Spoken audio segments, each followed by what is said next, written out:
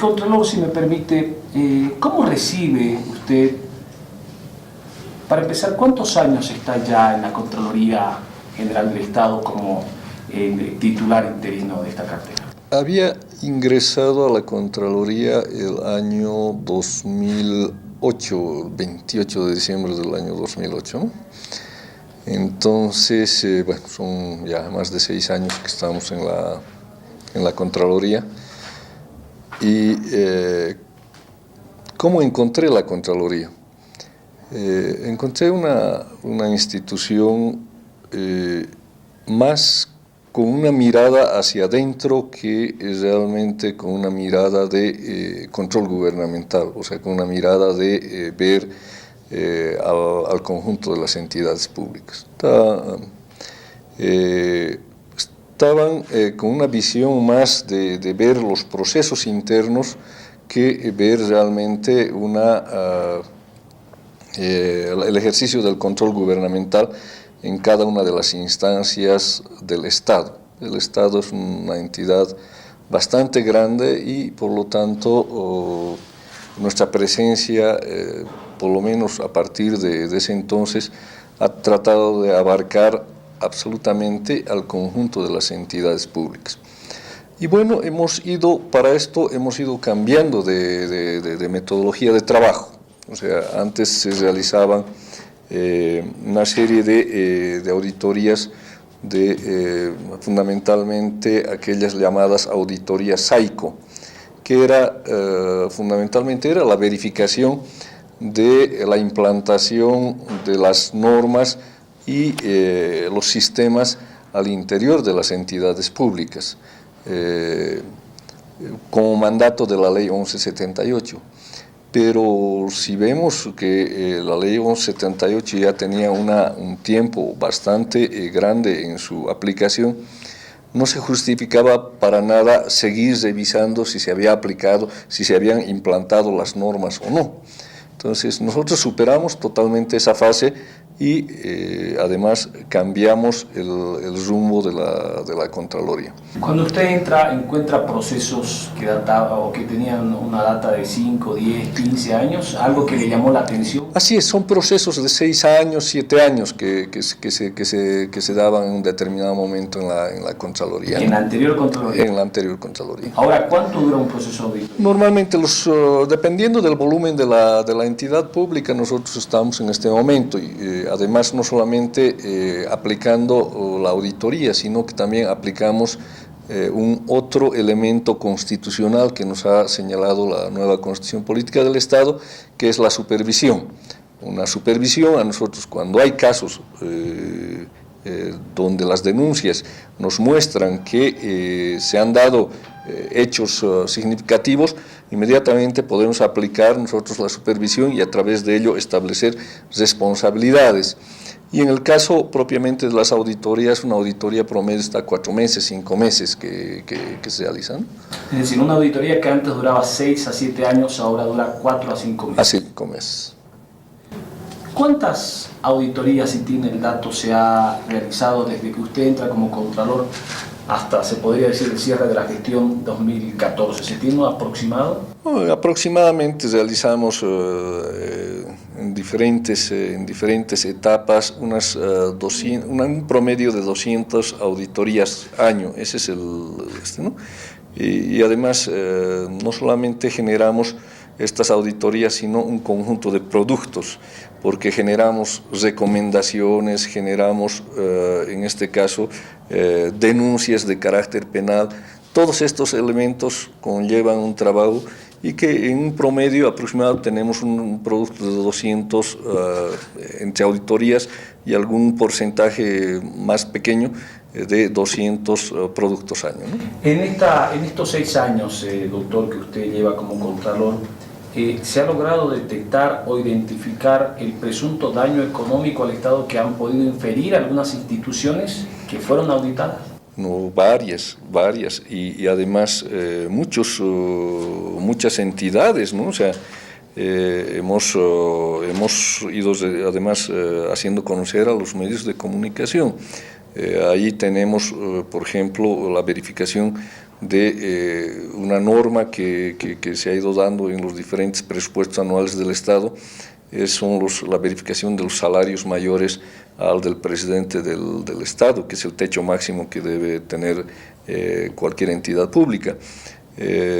Sobre esto hemos ido haciendo conocer, muchas entidades públicas han tenido que devolver en este caso y se han recuperado esos recursos públicos, especialmente en este caso fueron las universidades, y que todavía en algunos casos por la cantidad de docentes, todavía en algunos casos siguen en procesos de notificación, ¿no? O sea, ya eso es el volumen de involucrados.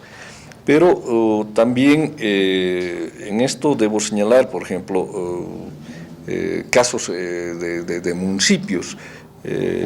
Puedo señalarle un municipio en Pando, 1,5 millones de bolivianos. Para un municipio estamos hablando de casi un tercio de su presupuesto, una mitad de su presupuesto anual. Entonces, hemos encontrado casos de ese tipo.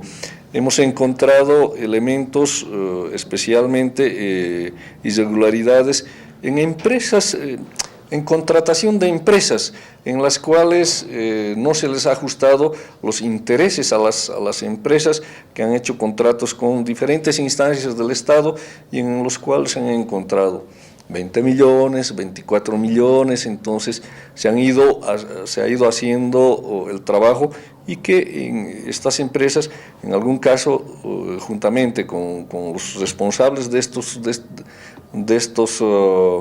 irregularidades, deberán devolver. Un elemento que hay que señalar en todo esto y para que además la población conozca, es que nosotros hacemos el trabajo, y siempre le pongo este porcentaje. La Contraloría, por mandato constitucional y por todas las normas que se nos señalan, nosotros más o menos hacemos un 50% del trabajo, porque el otro 50% va todavía al área judicial, o sea, va al órgano judicial, ya sea como coactivo, ya sea como denuncia. El tiempo que se toma el órgano judicial, bueno, ya esa es otra instancia. Entonces, nuestro trabajo principalmente va en esa vía, ¿no? Doctor, cuando usted habla de irregularidades en la contratación de empresas, ¿se refiere a sobreprecio? ¿Se refiere a qué tipo de irregularidades? Fundamentalmente, nosotros cuando revisamos esto, revisamos plazos de cumplimiento, revisamos si el contrato reúne las cláusulas, si se han cumplido con todas las etapas del proceso de contratación y además en algún caso también hemos visto la calidad de las obras, pero es un cúmulo de elementos que normalmente se revisan, ¿no? ¿Se ha logrado identificar algún sobreprecio en alguna obra? Sobreprecio propiamente tiene muchas dificultades el encontrar la calidad de sobreprecio. Principalmente nosotros vemos el cumplimiento de los términos de referencia. Si las empresas cumplen los términos de referencia o no cumplen, es lo que fundamentalmente revisamos, ¿no?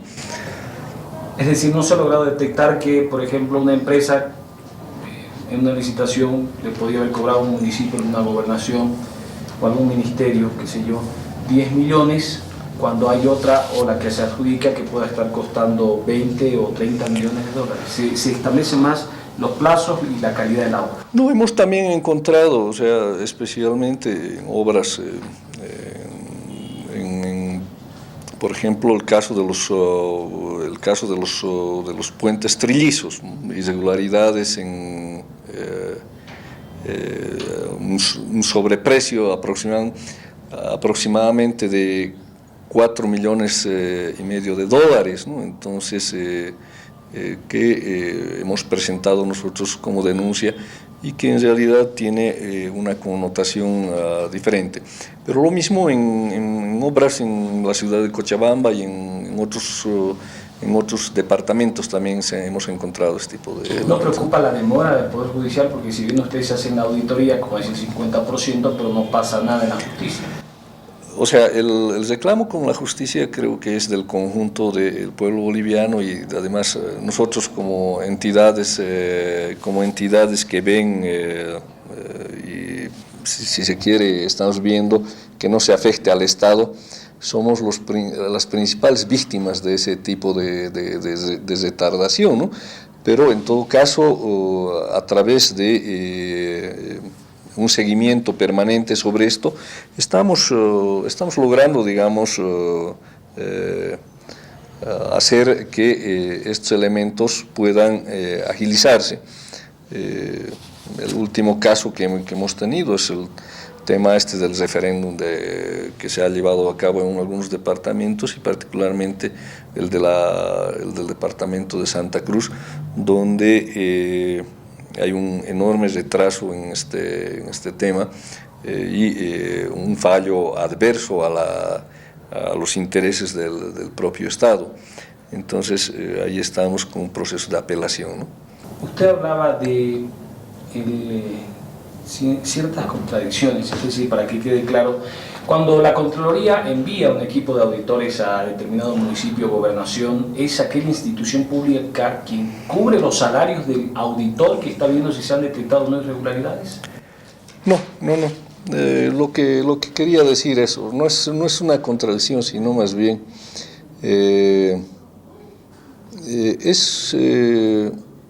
es un tema de nuestra normatividad. O sea, pero no tendría que ser así, porque si van a auditar es muy complicado que la misma persona o la misma institución a la que se audite le pague el salario, tendría que pagarle la Contraloría. Lo ideal sería que todos los miembros de las unidades de auditoría interna fueran parte de la Contraloría. Pero ahí tenemos un problema ya mayúsculo porque con los propios niveles salariales que se han dado, las entidades autónomas que se dan, municipios, y todo eso ya desde mi punto de vista al presente se tendría bastante dificultad en homogeneizar y plantear, digamos, que pudieran pasar estas unidades de auditoría interna a la Contraloría. ¿Cómo controlar la independencia de aquel equipo si tienen dependencia de salario con la institución? Funcionalmente dependen de la Contraloría, por eso decía, funcionalmente dependen de la Contraloría. Nosotros, ahí, cualquier auditoría en el país necesariamente debe pasar por la Contraloría. Pero estas unidades de auditoría interna está en la norma, lamentablemente ahí nosotros no hemos avanzado, no se ha logrado, digamos, que las normas pudieran avanzar en ese campo, ¿no? Pero en todo caso esto tendrá que ser un debate futuro del este. ¿Usted personalmente cree que estas unidades, la auditoría externa, tendrían que tener un salario, no solamente depender, como usted dice, funcionalmente de la Contraloría, sino que depender también económicamente para tener total independencia de las unidades? Así es, ese punto debería ser ese debería ser el campo ideal, digamos, de trabajo, ¿no? O sea, porque además estamos hablando de que con esa cantidad de unidades de auditoría interna se debiera tener un control mucho más amplio del conjunto de las entidades del Estado. Doctor, está usted 6 años y 6 meses van a ser casi en la Contraloría. ¿Usted cree que ha cumplido un ciclo o todavía tiene mucho tiempo para adelante en esta institución?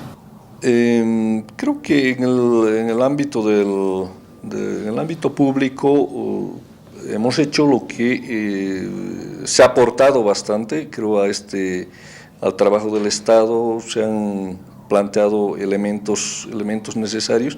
Y bueno, la presencia ya como persona, eso ya corresponde a la propia normativa. O sea, también hay que señalar el año pasado, a principios del año pasado es que se ha aprobado una modificación a la contradicción no contradicción propiamente, sino a una interpretación existente en el ámbito de la Constitución. Había un elemento que señalaba un artículo que señalaba que era el presidente que elegía al Contralor, y había un otro artículo que señalaba que era la Asamblea la que elige al Contralor. Eso ha quedado zanjado, ya se ha emitido o se ha promulgado una ley que señala que la Asamblea elige al Contralor. Por lo tanto, seguramente de acá en adelante va a ser la Asamblea ya la que defina los tiempos en los que se den la elección del Contralor. En todo caso, o sea, como Contralor interino, yo creo que he hecho los aportes necesarios y más allá de la evaluación que yo podría hacer sobre mi presencia en la Contraloría, creo que es la población la que tendrá que ver cuán efectiva ha sido la actitud de la Contraloría en todo este tiempo y cómo se ha trabajado al interior de las entidades públicas, ¿no? Yo más bien dejaría eso a criterio de la población.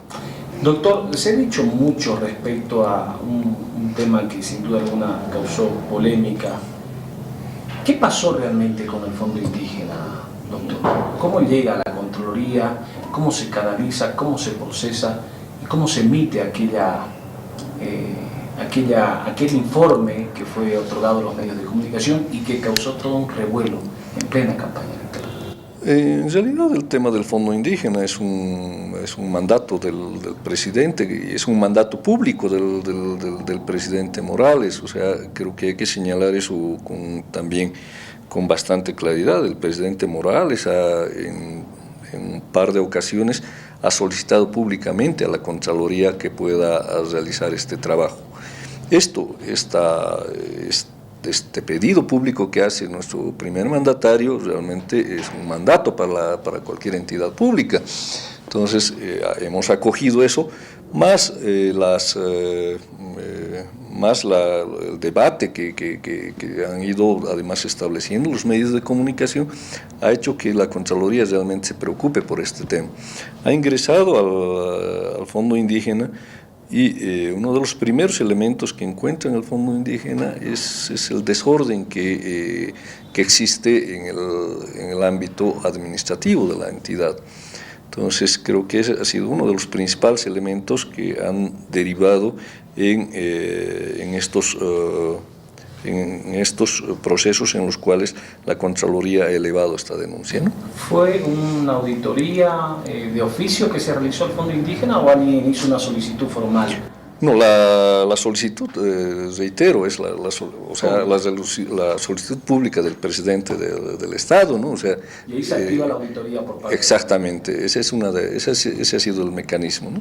¿Qué tiempo se trabajó en el Fondo Indígena? Aproximadamente un año. Con esta solicitud pública que hizo el presidente fue a finales del 2013 y se ha trabajado durante el 2014. Y precisamente la denuncia hemos hecho conocer a finales del 2014, aunque por razones de tiempo se hizo en febrero, ¿no? O sea, pero la denuncia pública nosotros presentamos en diciembre. Doctor, ¿qué encontró en el Fondo Indígena? Usted habla de desorden, o no se encontró nada, por eso habla de eso. No, lo que se ha es remitido al Ministerio Público 153 casos de proyectos que habían obtenido un primer desembolso, pero cuyo plazo había concluido. O sea, estamos hablando de proyectos que habían recibido recursos el 2010 y que en algunos casos tenían duración de 6 meses, 8 meses, un año, pero que hasta el 2014 no habían obtenido ni el segundo desembolso y tampoco habían finalizado el proyecto. Por lo tanto, eso en el ámbito público es un proyecto que no ha sido concluido y por lo tanto eso necesariamente tiene una tipificación de varios delitos y por esa razón hemos remitido estos 153 proyectos y con un monto aproximado de 71 millones de bolivianos al Ministerio Público para su investigación, ¿no? Usted habla de 71 millones de bolivianos, eso es lo que se ha logrado auditar, porque los opositores, la gente que representa a la oposición en el país habla de miles de millones. Seguramente, depende de los intereses que se vean, ¿no? Nosotros en todo caso somos objetivos. Lo que hemos hecho es que además de estos 153 proyectos, un otro cúmulo de proyectos hemos enviado al Ministerio de Desarrollo Rural para que culmine con su revisión. Aquellos proyectos que habían ejecutado los recursos en un 100%, se les ha señalado para que recepcionen esos proyectos y puedan decirnos la calidad de su recepción.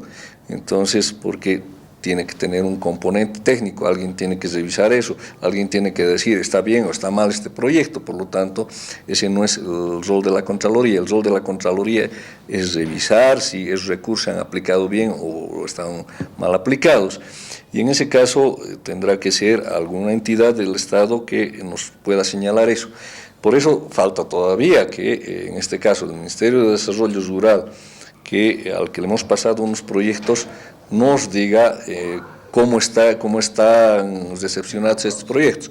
Y por otro lado, hemos pasado también otro cúmulo de proyectos a la intervención. Le hemos dicho igualmente, usted vea estos proyectos, si estos proyectos existen o no existen, porque en su ejecución financiera ya están con el total.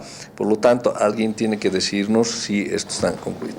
Una vez que que en algún momento nos informen eso a la Contraloría podrá verificar y decir, estos proyectos existen o no existen, y podrá establecer si es que existen responsabilidades. Pero es una tarea todavía inconclusa, ¿no? ¿Cuántos proyectos se remiten al Ministerio de Desarrollo Rural, Contralor?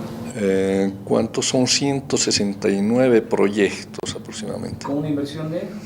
No tengo en este momento el monto de la inversión, pero son 169 proyectos que se han enviado y alrededor a la intervención, alrededor de 300 o 400 proyectos también se ha enviado a la intervención.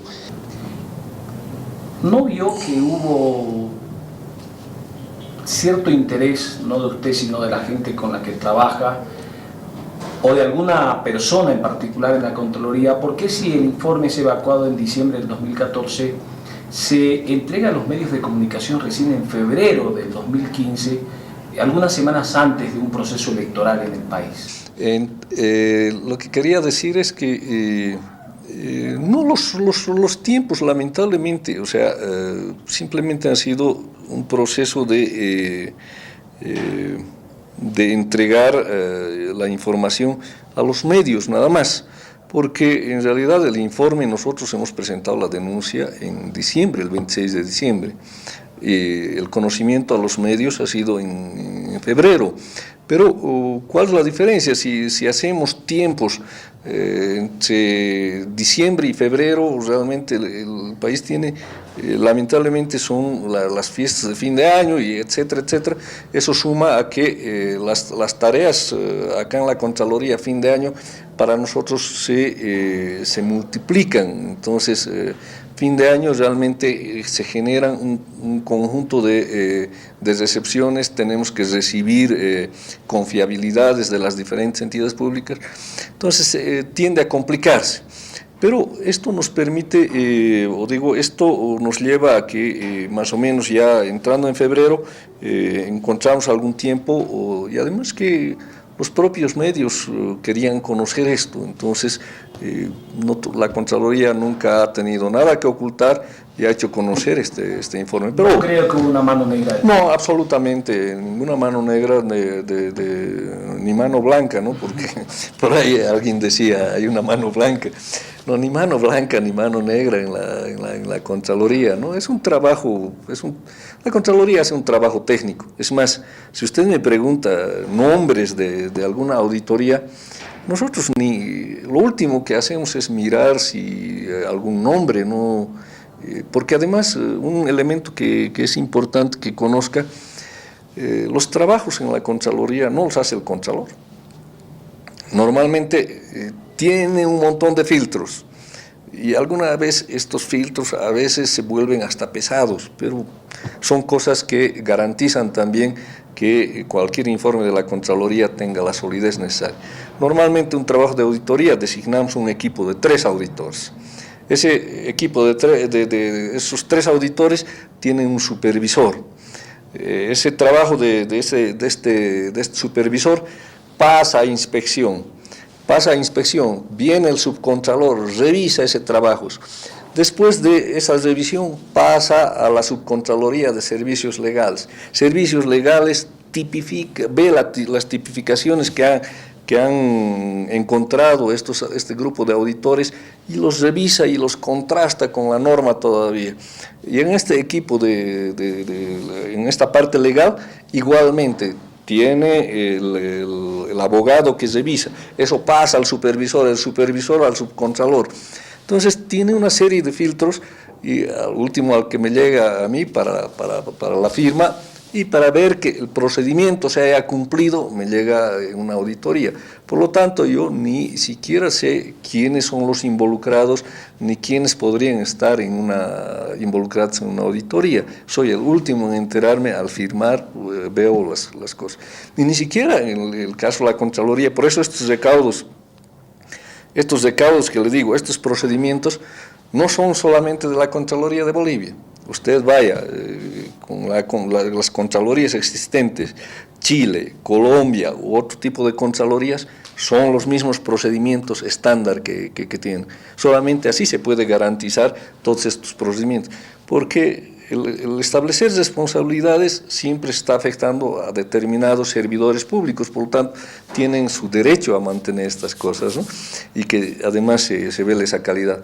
Porque la otra cosa hay que señalar es que en algunos casos, y últimamente además, los involucrados contratan un tema que nos ocurrió en Tarija, si no me equivoco. Los involucrados contrataron como 5 o 6 abogados, y los servidores de la Contraloría van a defender todo el trabajo que hemos hecho. 5 o 6 abogados tienen los involucrados ahí. Entonces, necesariamente tiene que ser un trabajo muy cuidadosamente elaborado, tiene que ser un trabajo limpio, y por lo tanto, esos procedimientos son estándares, ¿no? ¿No eres consciente que ese informe tuvo un costo político?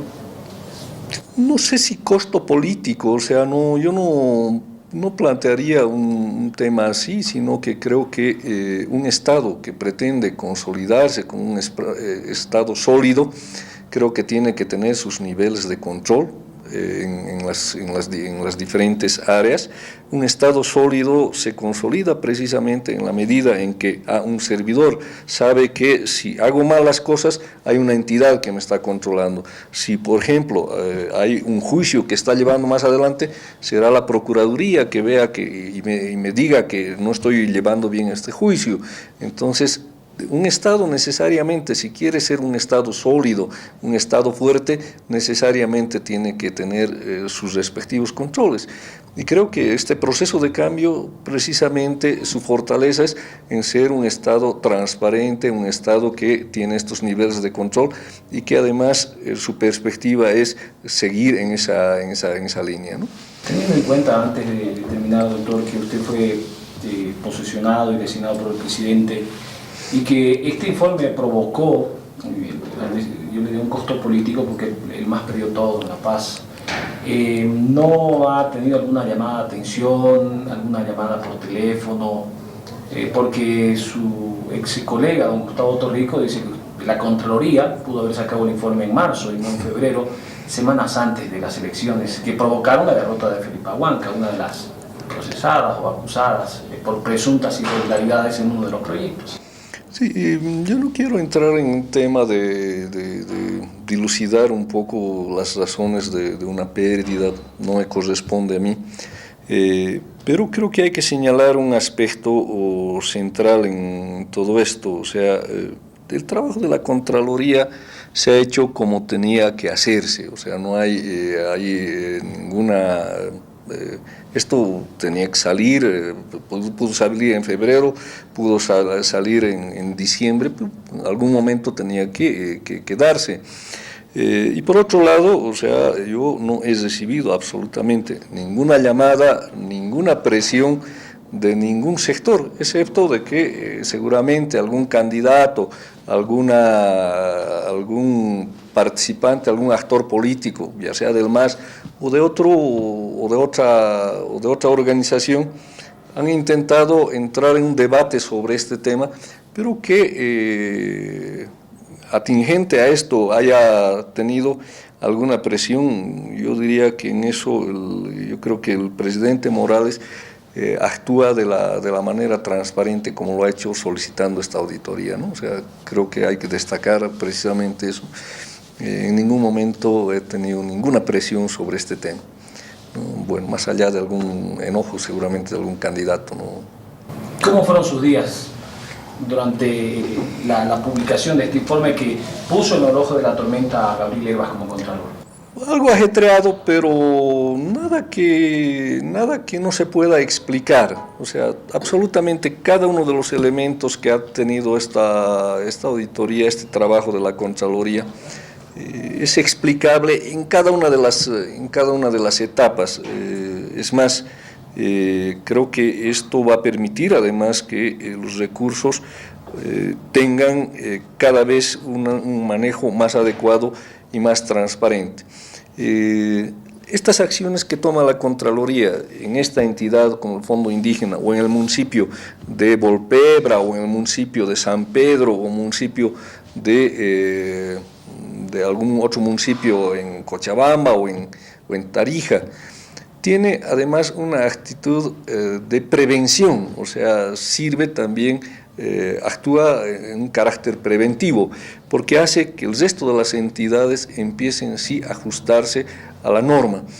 Hay que señalar, y también esto en beneficio de la gran mayoría de los servidores públicos, no todos los casos son siempre por corrupción, en algunos casos porque lamentablemente han obviado alguna norma, se han planteado algún elemento de ese tipo, es que van y se generan una serie de contravenciones a la normativa. Entonces creo que siempre debemos tomar eso en ese ámbito. Gabriel, ya para terminar, ¿quién es Gabriel Hervas? ¿Cuántos años tiene? ¿Qué profesión? ¿Casado? ¿Hijos? Pues está a 127 kilómetros de la ciudad de Cochabamba, ¿no?